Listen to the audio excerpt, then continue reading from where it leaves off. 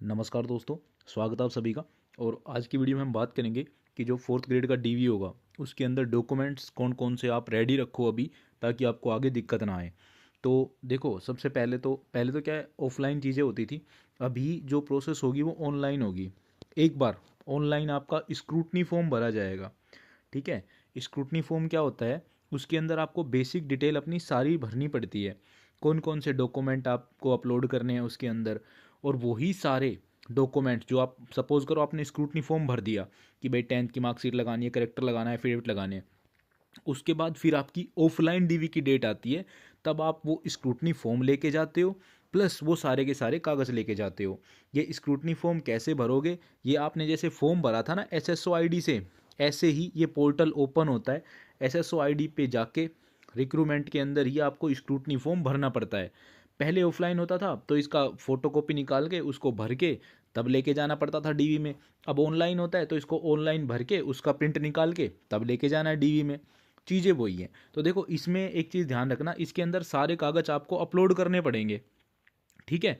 और इसलिए आप थोड़ा सा इन जो भी डॉक्यूमेंट आपको चाहिए वो रेडी रखो, ताकि आप स्क्रूटनी फॉर्म अच्छे से भर पाओ, क्योंकि इसमें टाइम बहुत कम देते हैं। अब हालांकि फोर्थ ग्रेड में तो क्या है, कैंडिडेट बहुत ज़्यादा है, क्योंकि अगर 50,000 सीट है तो लाख के आसपास का तो स्क्रूटनी फॉर्म ही भरवाएंगे वो, तो फिर बहुत ज़्यादा टाइम देने वाले हैं। फिर भी ये मान के चलो आप 20-30 दिन ही देंगे वो, 30 दिन मान लो मैक्सिमम, क्योंकि ऑनलाइन काम है, उसमें ऐसा नहीं है कि एक दिन में सो ही निपटा सकते हैं। तो आपको ये सारे स्क्रूटनी फॉर्म में डॉक्यूमेंट जो मैं बता रहा हूँ ये अपलोड करने पड़ेंगे। और उसके बाद आपका ऑफलाइन डीवी का शेड्यूल आएगा रोल नंबर वाइज। अब ये तो लिमिटेड होता है दोस्तों, हो सकता है 1.5 गुना ही ले, 2 गुना में तो फिर क्या है, बच्चे भी ज़्यादा हो जाएंगे, वो उनके बस की भी नहीं रहेगा, इतना सारा टाइम बहुत लग जाएगा। 1 लाख में आपको पता ही है, तो कुछ ना कुछ अलग से तो खैर मैनेजमेंट करेंगे वो जल्दी कराने के लिए, वरना कई बार 3, 4, 5, 6 महीने लग जाते हैं। तो ये डॉक्यूमेंट्स आपको स्क्रूटनी फॉर्म में भरने हैं, और जब डीवी होगा तब आप स्क्रूटनी फॉर्म लेके जाओगे, प्लस ये सारे डॉक्यूमेंट वहाँ पे दिखाने पड़ेंगे। तो मेन कौन कौन से हैं डॉक्यूमेंट आपके, उन्हीं पे हम एक बारी बात कर लेते हैं। तो शुरुआत करते हैं, थोड़ा ध्यान से एक बारी देना है ना, 10-11 चीज़ें हैं, इसके अलावा कुछ है वो मैं बोलता जाऊँगा। पहली बात तो, क्योंकि 10th लेवल का एग्ज़ाम है तो 10th की मार्कशीट आपके पास होनी चाहिए, ओरिजिनल। ठीक है, यही आप अपलोड करोगे पीडीएफ, वो कोई इशू ही नहीं है। उसके बाद आपको चाहिए कैरेक्टर सर्टिफिकेट।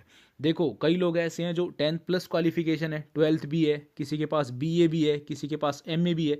तो कैरेक्टर सर्टिफिकेट 10th का तो हो जाता है जमा, जैसे ही आप अगली क्लास में रीच करते हो तो 12th का आ जाएगा। जो लास्ट आपने यूनिवर्सिटी से अगर आप बीए में चले गए तो 12th का जमा हो जाएगा, बीए का होगा आपके पास। अगर बीए भी आपने सपोज कर ले एमए कर ली तो वहाँ जमा हो गया तो एमए का होगा। यानी कि जो लास्ट यूनिवर्सिटी है या लास्ट स्कूल है उसका आपको कैरेक्टर सर्टिफिकेट चाहिएगा। ठीक है जी। अगर 10th लास्ट है तो फिर 10th का आपके पास होना चाहिए। सेकंड, अगर किसी ने ओपन से की है बीए वगैरह तो फिर उनका कैरेक्टर सर्टिफिकेट 10th का ही चल जाए, क्योंकि उनका जमा नहीं हुआ होगा, फिर उनका उनके पास ही होगा। ठीक है जी। ओपन वाले पूछते हैं हमारे पास तो कैरेक्टर सर्टिफिकेट है ही नहीं, तो regular study, last regular study जहाँ से की है उसका आपका चल जाएगा, 10th का चल जाएगा। तो ये समझ आ गया, एक कैरेक्टर सर्टिफिकेट आपको ये चाहिए, आपके लास्ट अटेंडेड यूनिवर्सिटी है स्कूल का। 2 कैरेक्टर सर्टिफिकेट आपको और चाहिएंगे। वो क्या होते हैं उसका मैं आपको फॉर्मेट दे दूंगा, टेलीग्राम चैनल है उस पर मिल जाएगा। नॉर्मल सा है, किसी भी स्टेशनरी पे भी चल जाना तो वो कैरेक्टर सर्टिफिकेट आपको मिल जाएगा। उसमें आपका नाम लिखा रहता है, पिताजी का नाम, 2-4 चीज़ें रहती हैं, और कोई भी गेजेटेड ऑफिसर उसको वेरीफाई कर देता है। गेजेटेड मतलब कि कोई भी डॉक्टर, टीचर, लेक्चरर, है ना, तहसीलदार, एसडीएम, कोई भी उसको वेरीफाई कर देगा। तो 2 चाहिए आपको, ये 2 कॉपी में। सेम अधिकारी भी साइन कर सकता है, कोई इशू नहीं है। ये 6 महीने से ज़्यादा पुराने नहीं होने चाहिए। तो ये आप तभी करा लेना जब जैसे स्क्रूटनी फॉर्म की डेट आएगी ना, तो वो 2-4 दिन पहले ही आती है, तो तब आप करा सकते हो, एक दिन का काम है, कुछ भी नहीं है इसमें। उसके बाद आ जाओ कास्ट सर्टिफिकेट पे। तो कास्ट SC ST वालों का तो एक बार ही बनता है, परमानेंट ही चल जाता है। EWS फाइनेंशियल ईयर के हिसाब से बनता है, जैसे 23-24 का होगा, 24-25 का होगा, ऐसे करके। तो जिस टाइम आपने फॉर्म भरा था एक तो उस टाइम का EWS, एक अभी का भी बनवा लेना। OBC वाले भी फॉर्म भरते समय जो OBC का सर्टिफिकेट था वो, प्लस एक नया नया OBC का सर्टिफिकेट आपका 1 साल तक वैलिड रहता है। उसके बाद 3 साल तक आप उसे एज ए एफिडेविट लगा लगा के उसे वो भी वैलिड हो जाता है। ठीक है। EWS का तो फाइनेंशियल से चलता ही है, तो ये सब नए बनवा लेना। डिजिटल वाले ही चलेंगे, ऑफलाइन वाले वैसे नहीं चलेंगे पुराने। SC ST वालों का किसी का ऑफलाइन वाला है पुराना तो उसको डिजिटल करा लो नया। ठीक है जी। उसके बाद ये डोमिसाइल क्या होती है? मूल निवास प्रमाण पत्र, ये भी तहसील से बनता है। मूल निवास और ऊपर मैंने बताया जाति प्रमाण पत्र, ये दोनों तहसील से ही बनते हैं। जिसका मूल निवास बन जाता है तभी सेकंड प्रोसेस जाति की चालू होती है।